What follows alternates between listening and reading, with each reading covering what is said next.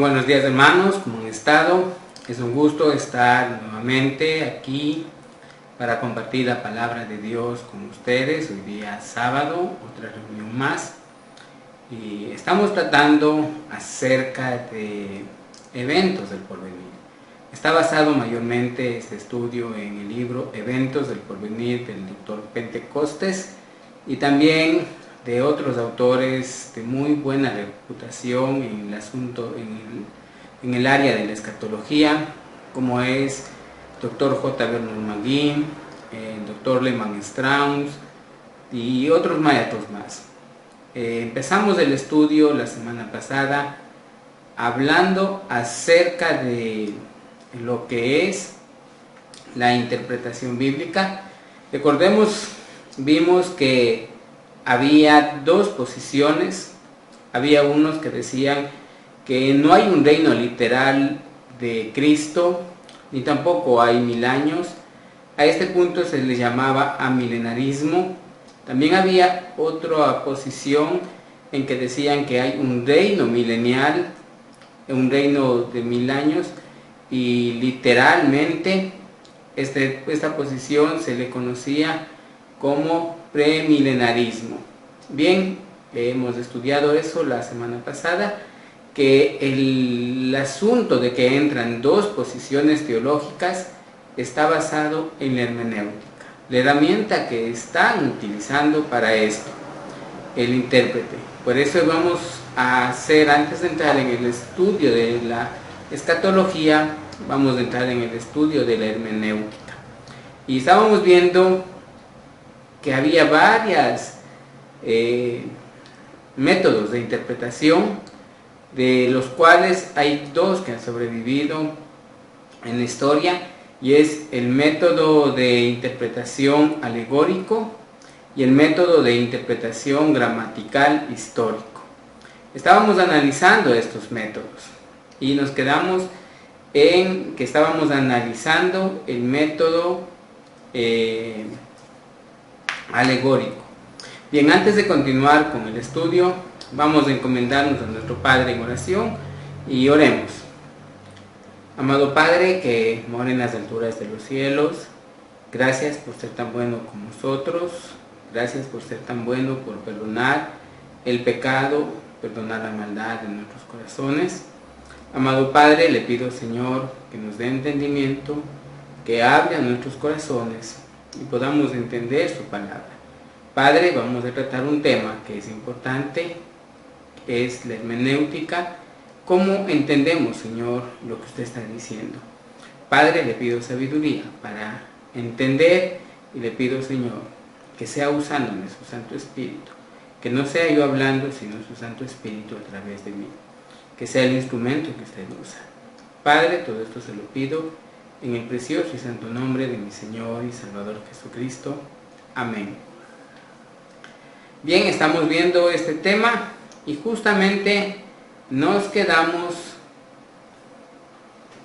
en que la interpretación alegórica no extraía el pensamiento del autor, sino que añadía el pensamiento del intérprete. Y a pesar de que no extrae, es un método que no interpreta la escritura, sino que pone la opinión del autor, también es un método que quita la autoridad de la escritura y queda la autoridad en el intérprete. Es lógico que un método así no debería ser utilizado para interpretar la escritura, y mucho menos para interpretar asuntos futuros, asuntos proféticos. Pero a pesar de esto, hay defensores de este método, y ellos alegan que el punto para utilizar este método es que en el Nuevo Testamento existe alegorías. Y ellos justifican con Gálatas, capítulo 4, versículo 21 al 31. En este pasaje Pablo está haciendo una alegoría de la historia de Sara y de Agar. Pero nosotros debemos de entender que el propósito de Pablo no es aquí dar nueva revelación, no es interpretar el libro de Génesis. Pablo no está interpretando el libro de Génesis. ¿Qué es lo que está haciendo Pablo? está dando nueva revelación a los Gálatas y está utilizando una alegoría para explicar un asunto espiritual al cual no podían entender los Gálatas. Es lo mismo que el Señor Jesús ha hecho. Él ha explicado asuntos del cielo como asuntos terrenales en las parábolas. Ahora, Pablo, tenemos que entender esto. En Gálatas capítulo 4, versículo 21 al 31, Él nos está dando nueva revelación. No está interpretando la Escritura. Veamos lo que dice el doctor Pentecostes. Él dice: debe observarse cuidadosamente que en Gálatas capítulo 4, versículos 21 al 31, Pablo no está usando un método alegórico de interpretación del Antiguo Testamento, sino está explicando una alegoría. Estas son completamente cosas diferentes. La Biblia es abundante en alegorías, ya sea de tipos, de símbolos o de parábolas. Todos estos son medios aceptables y legítimos de la comunicación. Una cosa es usar una alegoría para comunicar un pensamiento nuevo, y otra cosa muy distinta es utilizar una alegoría como un trampolín, ya sea para escapar de las dificultades teológicas a las que se enfrenta el intérprete o imponer mi criterio en el texto. Vamos a ver que hay usos de los tipos en el Nuevo Testamento. ¿Qué es un tipo? José H. Martínez dice: un tipo puede definir la tipología como el establecimiento de conexiones históricas entre determinados hechos, personas o cosas del Antiguo Testamento y hechos y personas o cosas semejantes del Nuevo Testamento. Por ejemplo, Abraham es un tipo de todos los hombres que creen en el Señor Jesucristo. Se reconoce que el Nuevo Testamento hace aplicaciones típicas del Antiguo Testamento. Sobre esta base viene el argumento del método de interpretación alegórico. Schaffer, un teólogo experto, dice: hay toda una diferencia posible entre interpretar una alegoría de la Escritura, por una parte, y alegorizar una escritura clara, por otra parte. En conclusión, ni las alegorías en el Nuevo Testamento ni los tipos justifican el método alegórico de interpretación. Es un método del cual no extrae el pensamiento del autor, sino que impone el pensamiento del intérprete. Como dije antes, bien sea para escapar las dificultades teológicas o para introducir la opinión del intérprete. Ahora vamos a ver el método literal histórico. En el campo de la escatología existen variaciones de opiniones contrarias la una de la otra. Estamos viendo eso. Tal es el caso de los que dicen no hay un reino milenial, los otros dicen sí hay un reino. Ahora, esta variación es por causa del método de interpretación, mas no porque la Biblia tenga algún error. Estamos analizando los métodos de interpretación que se usan en el estudio de la profecía bíblica. Hemos visto el método alegórico, que es un método que no interpreta la Escritura, sino que impone la opinión del intérprete. Contrario al método alegórico está el método literal o gramatical histórico. Veamos su definición. Su definición dice: este método de interpretación es aquel que da a cada palabra el mismo significado básico, exacto, que le daría en su uso normal, acostumbrado, que se emplea en escrito, al hablar o al pensar. Repito la definición. La definición dice: este método de interpretación es aquel que da a cada palabra el mismo significado básico, exacto, que le daría en su uso normal, acostumbrado, que se emplea en escrito, al hablar o al pensar. En otras palabras, cuando hablamos de un río, es un río con agua, con piedras, con peces. No significa otra cosa. Eso quiere decir. En otras palabras, el significado del texto sagrado está determinado. ¿Por qué? En primer lugar, por la gramática. Segundo lugar, la historia. Tercer lugar, cómo entendieron los lectores originales. Para entender en el método gramatical histórico, manda la gramática, manda la historia y manda cómo entendieron los lectores originales. O sea, a quienes fue escrito originalmente el libro, ellos cómo lo entendieron. No está determinado por la imaginación del intérprete, sino por la misma palabra de Dios. Ahora, con el método gramatical histórico se busca que la Biblia interprete la misma Biblia. La misma Biblia va a ser la encargada de decir esto significa esto, no el intérprete, sino la misma Biblia. La evidencia del método literal que se puede arguir en defensa de este método de interpretación. Rand dice, nos da un resumen. 1. Que el significado literal de las oraciones es la forma normal de todos los idiomas. En cualquier idioma del mundo, siempre la palabra expresa una idea y así lo entienden todos en esa comunidad. Ese es el significado. No es que representa una cosa y tiene otro sentido. No existe un idioma que no tome sus oraciones en forma literal de lo que se expresan. En todos los idiomas del mundo, siempre las oraciones se los entiende en una forma literal.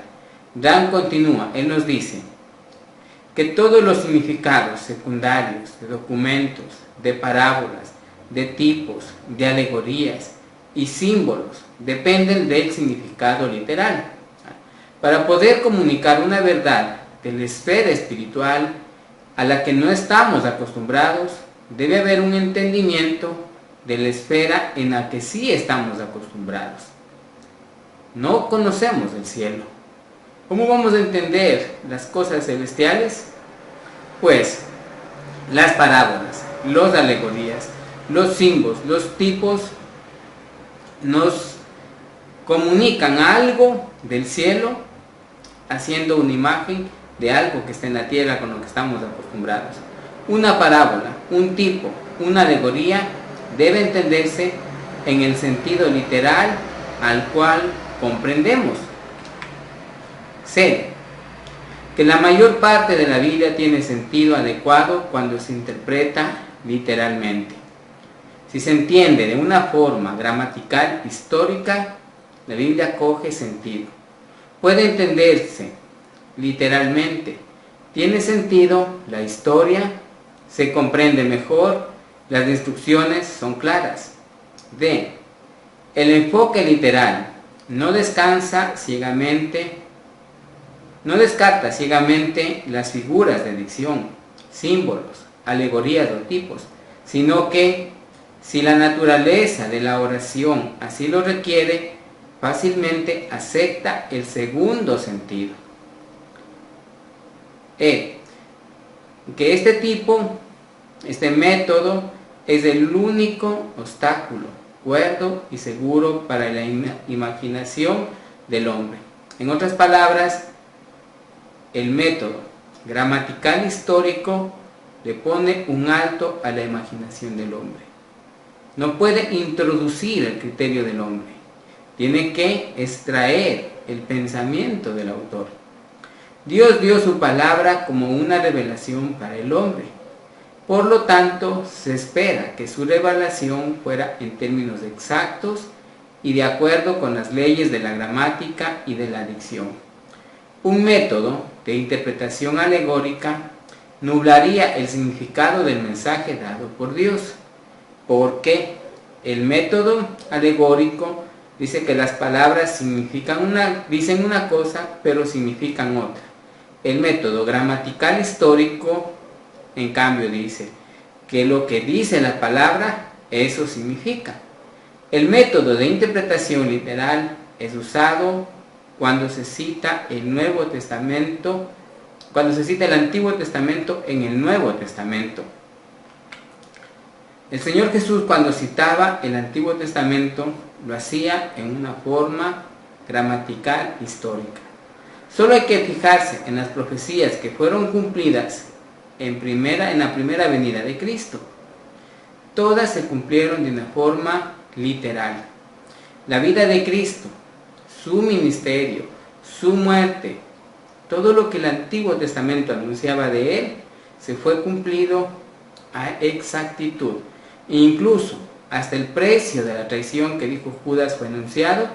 Cuando Judas lo traicionó, fue el mismo precio, 30 piezas de plata. Las profecías cumplidas en el Nuevo Testamento es una evidencia para validar el método de interpretación literal, gramatical, histórico. Podemos ver, el Nuevo Testamento va a validar, la profecía cumplida va a validar al método de interpretación gramatical histórico. Vamos a ver las ventajas. Este método tiene ventajas. Ventajas del método literal y gramatical histórico. Rand nos ofrece 3 ventajas. 1. Establece la interpretación sobre los hechos. Las conclusiones tomadas están basadas en objetivos gramaticales, la lógica, la etimología de las palabras, la historia, la geografía, la arqueología, la teología, etc. No está al capricho del intérprete, está bajo las leyes gramaticales. 2.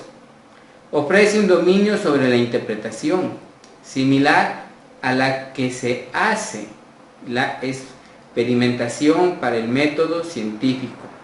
O sea, en otras palabras, interpreta de diferentes intérpretes de diferentes culturas. Usando el método de interpretación pueden llegar a la misma conclusión. ¿Por qué? Porque están buscando lo que dice el autor, y el autor es uno solo, y es el mismo pensamiento. Es por esto que un teólogo de América, como un teólogo de Europa, con diferentes culturas, diferentes tradiciones, si interpretan la Biblia de una manera gramatical, histórica, van a llegar a la misma conclusión los dos. ¿Por qué?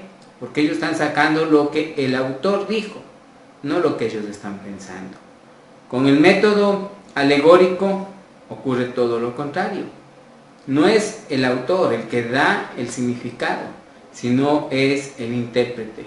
Y si tenemos un intérprete con una cultura y otro con otra cultura, ambos van a sacar diferentes conclusiones. Ahora, el método literal histórico es un freno seguro para la constante amenaza de la interpretación de doble sentido. Que yo digo, leo una cosa en la Biblia, pero significa otra cosa. Este método no me permite hacer eso. 3. Ha tenido el más grande éxito en hacer clara la palabra de Dios. El método gramatical histórico ha hecho que vuelva el avivamiento en la palabra de Dios. Por ejemplo,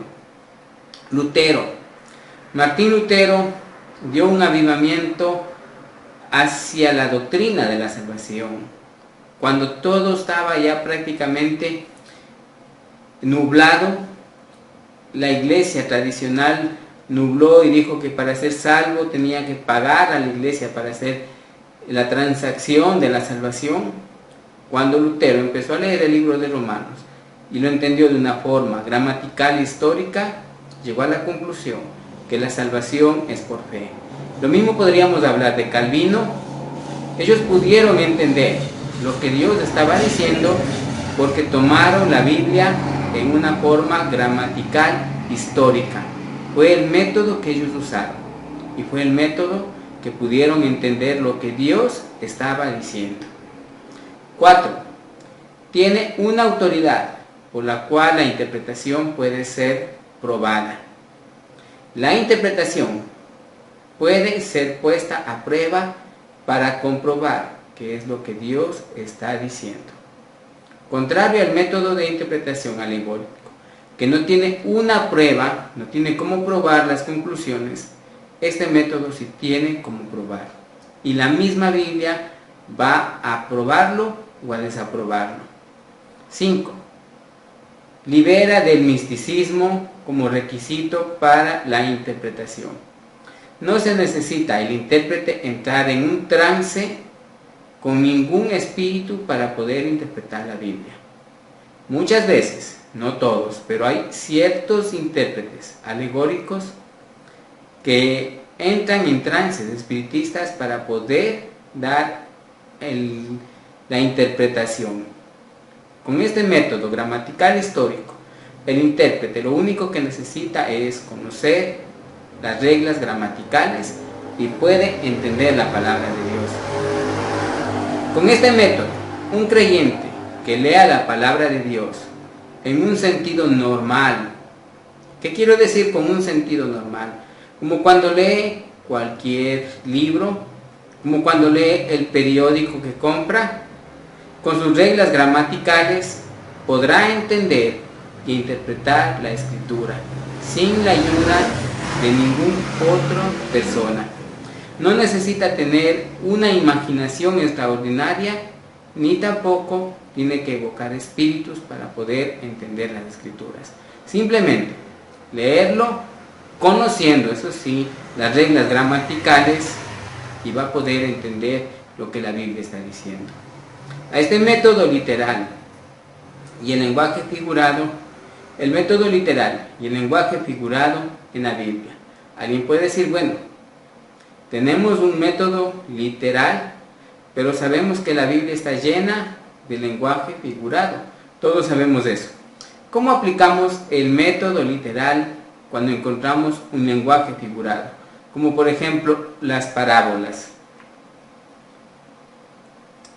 Un teólogo experto en esto dice, si se emplea las palabras en su significado natural y primitivo, el sentido que expresa es el sentido literal propio, mientras que si son usadas con un significado figurado y derivando el sentido, aunque todavía literal, es generalmente llamado sentido metafórico o figurado.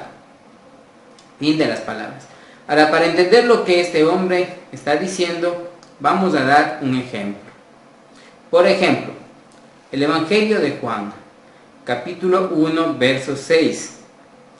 Juan dice ahí, hubo un hombre enviado de Dios, el cual se llamaba Juan. El escritor habla de un hombre real, que su nombre es Juan. El método aquí no hace falta explicaciones. Veamos Juan 1:29. Dice, el siguiente día vio Juan a Jesús que venía a él y dijo, he aquí el Cordero de Dios que quita el pecado del mundo. Aquí tenemos un lenguaje figurado.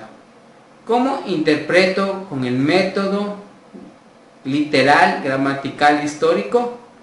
A ver, Juan está usando la palabra cordero. En un sentido literal significa un animalito. Pero, como lo está usando a la persona de Jesús, no podemos decir que sea un animal. Se va a tomar otro sentido. ¿Cuál es el sentido? El sentido figurado. Juan está diciendo que Jesús podía llamarse el Cordero de Dios. El Cordero de Dios se puede entender cuando comprendemos el Antiguo Testamento. ¿Cuál era el uso que se daba al Cordero? Las Escrituras es entendida y librada del error al aplicar el método literal, gramatical, histórico. ¿Por qué podemos decir y entender que Jesús es el Cordero de Dios? No está haciéndose referencia a un animal, sino está haciéndose referencia a que Jesús va a tomar el lugar del animal en morir, el inocente por el culpable. Esto es un sentido gramatical histórico. No hace en el sentido cuando hay palabras o cuando hay un sentido figurado, se toma en este sentido, pero siempre va la posición gramatical histórica.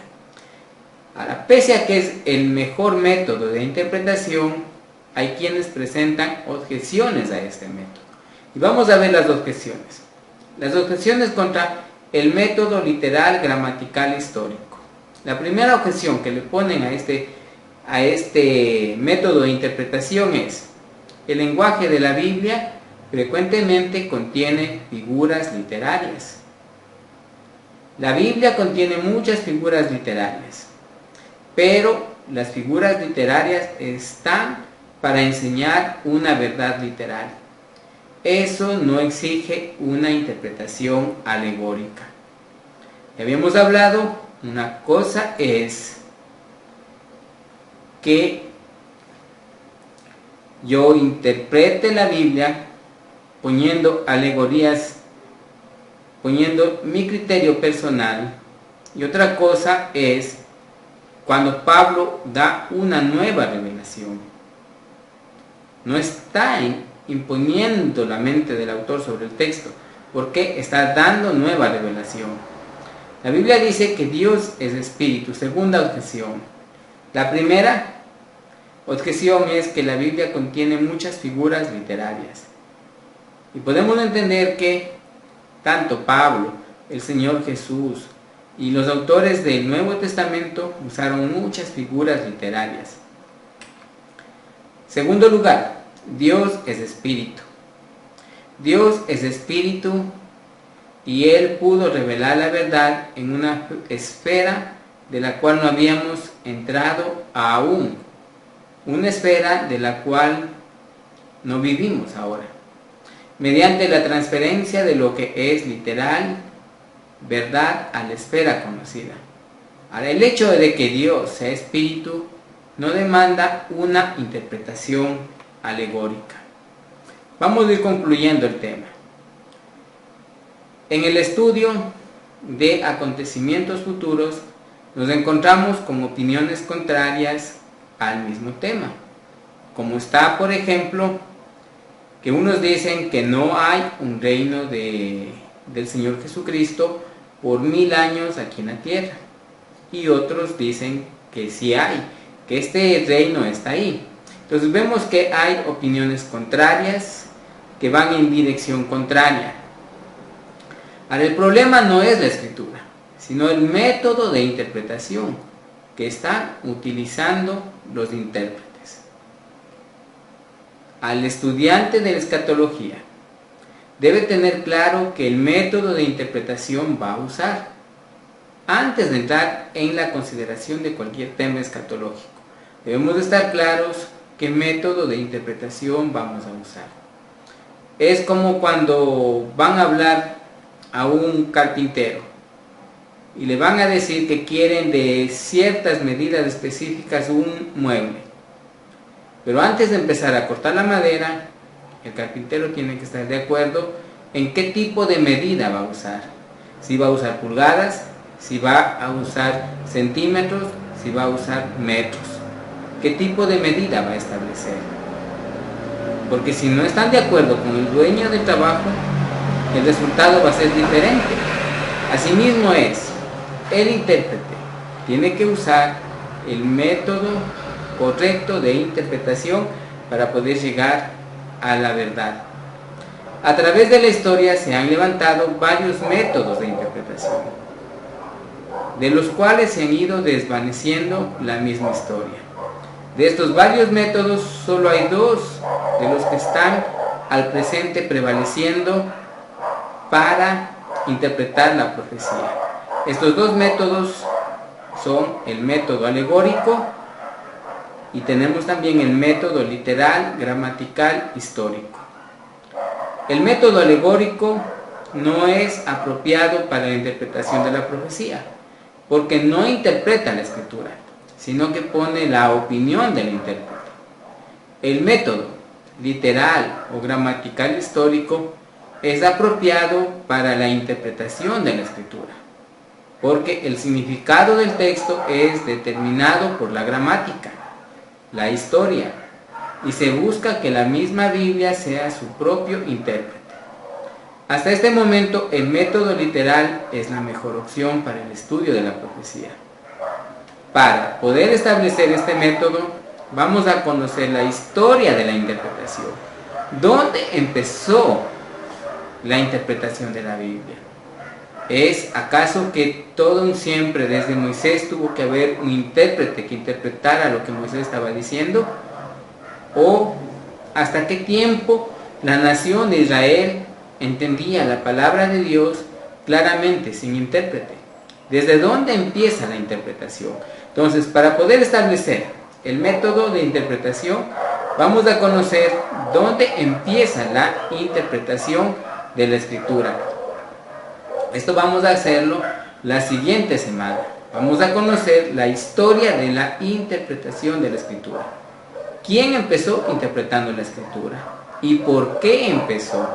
Y desde ahí hasta dónde ha seguido este método. Y el primero que empezó a interpretar la Escritura, ¿qué método utilizó? ¿El gramatical histórico o el alegórico? Oremos para terminar. Amado Padre que mora en las alturas de los cielos, gracias Señor por un nuevo estudio. Gracias Padre bendito por ir conociendo de su palabra. De luego Padre bendito, que cada vez que nos acerquemos a su palabra, podamos entenderlo, Señor, en una forma gramatical, histórica, entendiendo el sentido de las palabras, cómo lo determina la gramática. Padre, también le pedimos que su Santo Espíritu nos guíe, Señor, a entender y a comprender su palabra, a entender la verdad. Padre, se lo pido esto en el nombre de nuestro Señor y Salvador Jesucristo. Amén.